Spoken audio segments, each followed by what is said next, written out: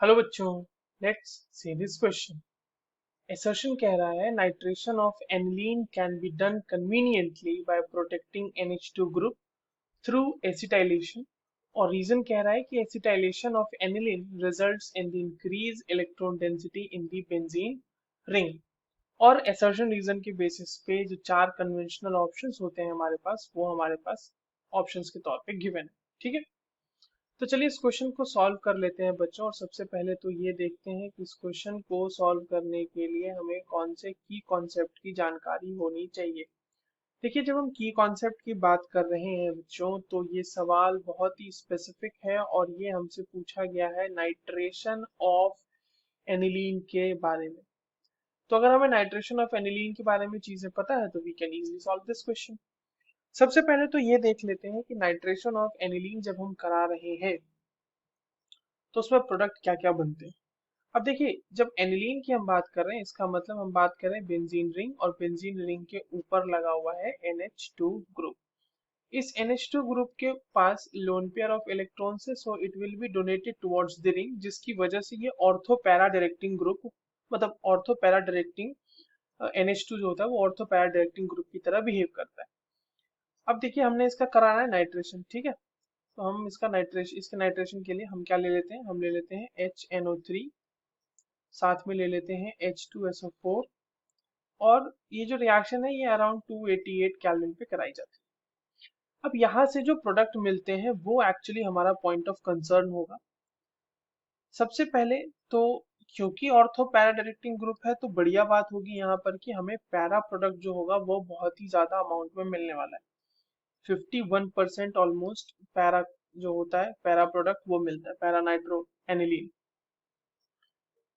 दूसरा प्रोडक्ट हम एक्सपेक्ट तो कर रहे होते हैं कि ऑर्थो प्रोडक्ट मिलेगा, बट वो वहां पर नहीं मिलता, बल्कि हमें मेटा प्रोडक्ट मिल जाता है, which is actually 47% of the yield, and the 2% of the yield is ortho product। ये यहाँ पे NO2 लगा हुआ रहेगा ऑर्थो पोजिशन पे। ठीक है,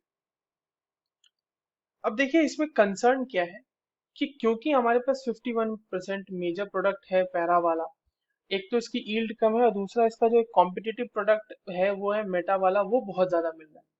तो हमें नाइट्रेशन जब हम कराते हैं तो किसी भी रिएक्शन में हम यही कोशिश करते हैं कि हमें उसमें यील्ड अच्छी मिले और जो भी हमारा एक मेजर प्रोडक्ट है वो एक लार्जर अमाउंट में मिले। अब ये मेटा वाले के बनने का सबसे बड़ा रीजन क्या है वो समझते हैं। देखिए, मेटा वाले का बनने का रीजन क्या है वो समझ लें अगर, तो हम समझ जाएंगे कि क्यों हम एसिटाइलेशन करा के उसका रिएक्शन कराते हैं। Now see what happens over here, कि ये हो जाता है NH2 ग्रुप, है ना। जब ये H2SO4 के साथ रिएक्ट करता है, तो एक्चुअल में ये H2SO4 के साथ कैसे रिएक्ट करता है बच्चों, ये देखिए यहाँ पे बना देता है NH3 plus HSO4 minus.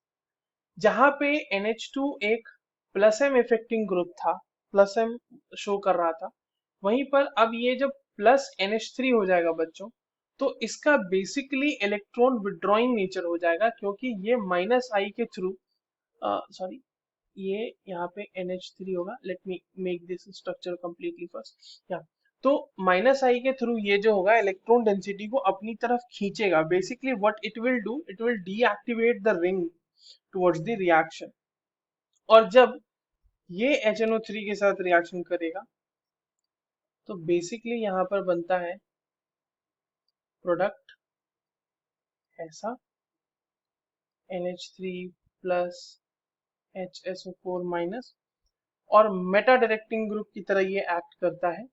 NO2 group यहाँ पर मेटा पोजीशन पे लग जाता है, और when we put aqueous NaOH into it, तो हमें मेटा वाला जो प्रोडक्ट आप देख रहे हो वो बढ़िया अच्छा खासा क्वांटिटी में मिल जाता है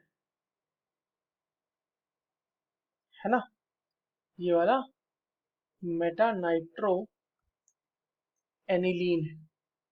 अब समझना इस बात को, अगर हम किसी तरह इस NH2 को प्रोटोनेशन से बचा लें, तो हम अपने इस रिएक्शन को फर्दर अच्छे से कैरी आउट कर सकते होंगे। तो NH2 ग्रुप का प्रोटेक्शन जो है ना वो हम करते हैं एसिटाइलेशन से। प्रोटेक्शन ऑफ NH2 ग्रुप, अब देखिए वो कैसे होगा। तो हम बेंजीन रिंग ले लेंगे और NH2 तो इस पे लगा हुआ ही है।